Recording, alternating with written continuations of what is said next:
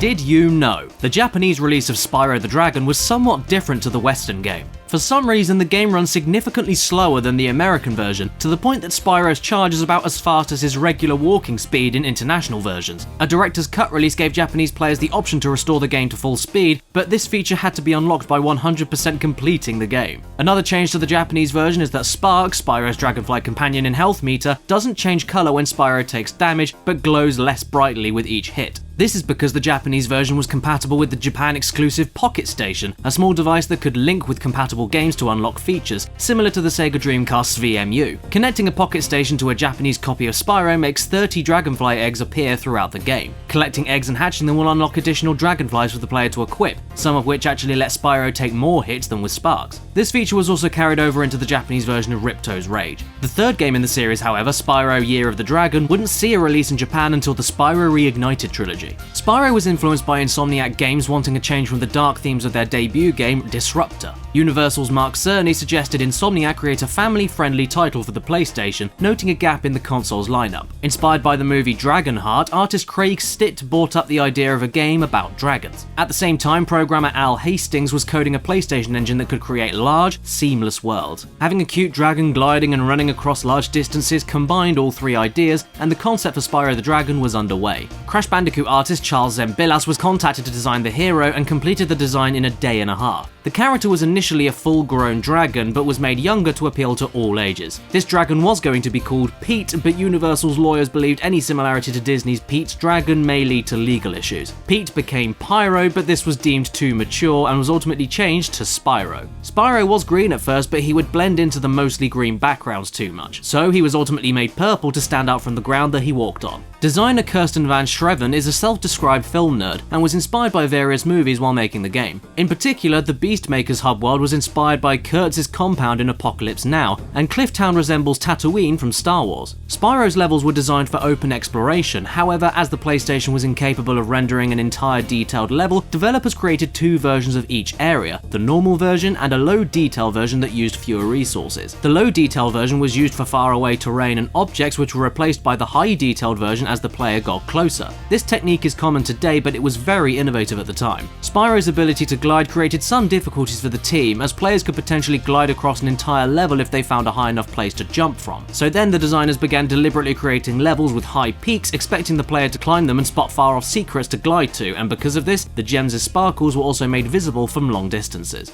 The team would play other games together such as Mario Kart 64, StarCraft, and in particular Super Mario 64, which became an influence for Spyro. Chief Creative Officer Brian Hastings spent a long time dissecting Mario 64's controls, concluding that it was successful because it was just fun to move Mario around. Insomniac knew that Spyro was a success when they realized they could just have fun moving Spyro around as well. To ensure that Spyro's controls were fluid, Insomniac brought in Matt Whiting, a former rocket scientist from NASA, to program the controls and the camera. Whiting used to work on flight control systems, experience that translated easily to programming for a video game. Originally, the camera was designed to rigidly follow Spyro from behind, but this was loosened up after playtesters experienced motion sickness. Spyro's voice started out very high-pitched, but was then changed to a deeper, streetwise voice. Lines were recorded in this latter voice before it was decided he sounded too mean, and a compromise between the two voices was used instead. Unfortunately though, the final product didn't resonate with fans, and many players felt Spyro was cocky and entitled. For subsequent games, they changed Spyro into a softer, friendlier character and replaced voice actor Carlos Alazraqui with Tom Kenny, best known as the voice of SpongeBob SquarePants. Composer Stuart Copeland, former drummer of the band The Police, worked on a tight deadline for the original game. He'd compose 3 songs a day, then refine them for the next day. Copeland was given early builds of the game and immediately wanted to compose for it. He had difficulty beating levels, however, so Insomniac sent him cheat codes to do it. Even with invincibility though, he had trouble doing the platforming sections. While a dynamic soundtrack wasn't possible, Copeland felt the songs would often sync up with the actions on screen coincidentally. He was extremely proud of the soundtrack and considered the songs some of the best tunes he ever wrote.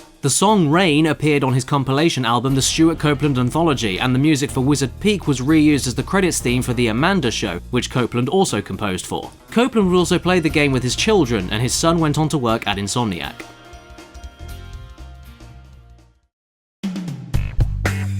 Spyro 2 Ripto's Rage has 3 worlds themed after summer, autumn, and winter. This led fans to speculate that a 4th spring-themed world had been cut from the game. This theory was strengthened by an article for Slidespin.tv in which Al Malloy noted that characters would sometimes reference levels not found in the game, Colossus Springs and Colossus Valley. Most of the game's levels are grouped into pairs using similar settings and characters or opposing themes. Malloy provided Spyro hacker LX Shadow with a previously unknown demo for the game, where it was discovered that these paired levels originally had similar names. Malloy emailed Insomniac for more information and received a response from none other than Insomniac CEO Ted Price, who confirmed the team originally used different names for the game's levels. Sister levels originally had similar names but were changed to prevent confusion between areas. In a 2018 stream, Insomniac staff confirmed that, although names were changed, there was never a spring world as far as they could recall. The intro stage, Glimmer, was intended to fill in for the spring season somewhat, but Insomniac had just picked the seasons they thought would look the coolest. The character Zoe has a strange oddity in her dialogue in Spyro 2. Most of her spoken lines sound normal, but some of them in the Colossus and Ripto's arena areas are higher. This is noticeable when comparing the game to the demo version which came with Crash Team Racing, where the same lines of dialogue aren't pitch shifted at all. Whatever the reason behind it, the pitch shifting on Zoe's dialogue appears to have been done late into the game's development, but ultimately cut, resulting in a few out-of-place lines. Another quirk can be found with the inventor droid at the end of the Metropolis level. The droid has a line where she tells Spyro to come back after killing a few more enemies to receive a power-up. However, the only way to trigger this dialogue is to reach the end of the level without killing a single enemy. This is normally impossible, as several enemies along the way will self-destruct as soon as Spyro gets close to them. Yet another secret is that developer Oliver Wade included his 2 children in the game as Easter eggs. The names Brian and Brenda can be seen as wall textures in summer forest and winter tundra. Within a week of its initial release, the code for Ripto's Rage was cracked by software pirates and distributed online. To prevent this from happening to the 3rd game, Insomniac implemented an extensive list of anti-piracy measures in Year of the Dragon. If the game detects foul play, Zoe will inform the player that their copy is illegal and warn them about the potential problems of that. Additional side effects include the game randomly booting the player back to the hub world, music not playing properly, the ability to pause being completely disabled, and Sparks not displaying Spyro's health properly. In European versions, the language will also change at random. If the player still somehow manages to reach the final boss on a pirated copy, they will then immediately be sent back to the title screen and the game will erase their save data. Spyro Year of the Dragon was released in 2000, the Year of the Dragon in the Chinese Zodiac. The game was developed in just 10.5 months and had an emphasis on minigames to add variety to the gameplay. Many titles served as inspiration for these minigames, such as Tony Hawk, Doom, GoldenEye, Mario Kart, Crash Bandicoot, Ready to Rumble, Mario 64, Rampage, and many others. The game also featured the Active Challenge Tuning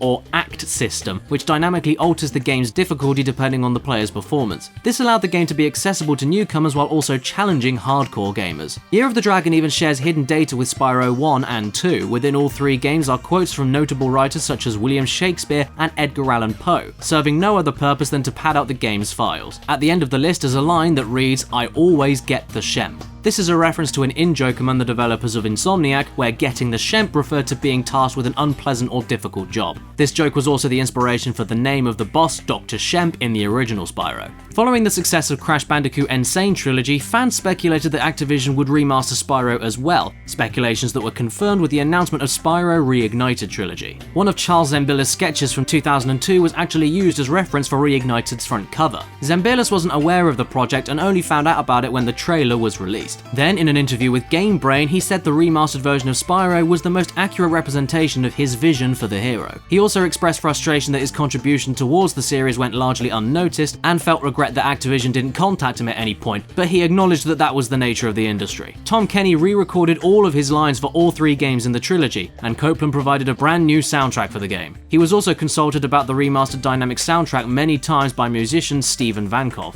Over the years, the Spyro series has had close association with the Crash Bandicoot series, to the point that games in each series have included demos for the other. Crash Bandicoot Warped includes a demo of the original Spyro, which could be accessed by inputting a code on the main menu. Upon the release of the Insane Trilogy, players who input the same code on the Warped menu screen saw that the game recognized the code as the highlighted selection on the menu would disappear, though nothing changed. Following the announcement of the Reignited Trilogy, the Insane Trilogy received an update where inputting the code would now play the announcement trailer for the Reignited Trilogy as a nod to the Spyro demo in the original game.